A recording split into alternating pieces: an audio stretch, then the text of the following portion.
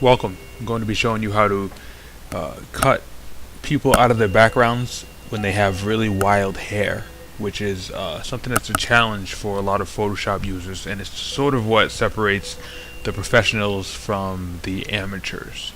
So I have this picture that I have already downloaded, and as you can see, I also have a background that I'd like to add it to already.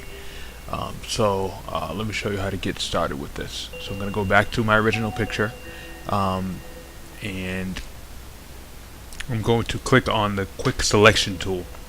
And basically what I want to do with this is I basically want to highlight her body and her head.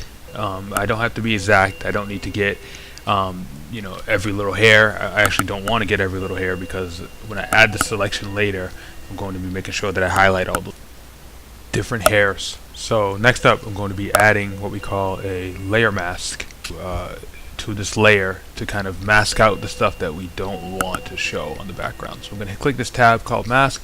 You'll see a window on the right. If you don't see it, you can go up to window and then click mask, and it should appear on the right. Alright, so make sure that you have that tab selected, and then we're going to click on add a mask, and you'll see that it already started to strip away that background that we don't want. So you can kind of turn that on and off. Once I'm inside of that window, I'm going to click on the select the mask button, and then click mask edge. So you'll see a bunch of different views of your image here. I'm going to kind of scroll through them just so you can see the different ones. And basically a really handy one is the black and white, which is this one right here. So we're actually going to leave it on this one for the purposes of this tutorial, just so you can see the like separating that hair from the background. Alright, so we're going to leave it on that, and so I'm going to click here, and then I'm going to raise this radius up, and as I do that, you'll see more details being selected in the hair. Alright, looking pretty good. Alright, shaping up. Alright, and I'm gonna if I click smart radius, it actually kind of better defines where that edge is. So it sort of helps you select those details. So now I'm gonna click on this refine radius tool. And this tool basically is going to allow me to select exactly where that edge is, the edge of her hair, and where that meets the background. And then I'm gonna put it on the kind of reveal layers, so I can see the background again, so I can really define that edge. So as I draw here, it's going to turn green, and I'm just kind of highlighting around where her hair meets her background. Alright, so I'm just going to keep working my way around here, kind of getting all those little hairs that I may have missed otherwise, and you'll kind of see how it turns out in the end. I'm going to make sure I get this loop up here, and so here this window's in the way, so it's okay to stop, move that window, and then keep going. So I'm going to continue going around until I basically define that whole edge where that hair is. Alright, so now if I put it on black and white, I can see how much more detail I actually got this time. You see all those curls, all those fun curls that I would have missed out on are now included. Alright, so let me move this over and hit OK. Alright, so we're looking pretty good. You can't really tell right now, but basically she's cut out of her background, and there's a mask over the background so that it hides everything except her head.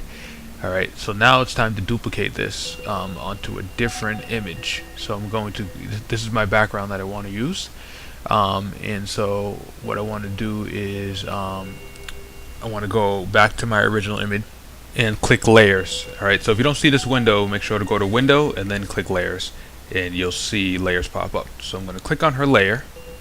Alright, and then I'm going to right click on it and go to duplicate layer. Alright, and so basically this little window will pop up, and it will allow you to duplicate the layer on any document that you have open currently. So I want to go to Untitled 2, because that's my background that I want to add her to. So I'm going to hit OK, and then I'll switch to Untitled 2, and you'll see that she is now on that background. So now I'm going to hit the move tool and just kind of move her in place. Alright, and then I want to resize her. So let me get her on the bottom here. Alright, and then I'll go up to edit on the top menu to resize her, and then free transform. Alright, and whenever you resize an image, make sure that you hold shift and grab a corner to keep the proportions correct. Hold shift on the keyboard basically. Don't grab the tops, the bottoms, or the sides, only the corner. Alright, so here we go. So we're stretching her out until we get her the size that we want. Alright, and then hit enter at the end to set it. Alright, so as you can see, she's on that background. It's a little rough, but it looks pretty good considering how quickly we've done it. And you can see that background kind of coming through around her hair, kind of here. You can see the blue and the red, so you know that we've done a good job cutting her out. Alright, thank you.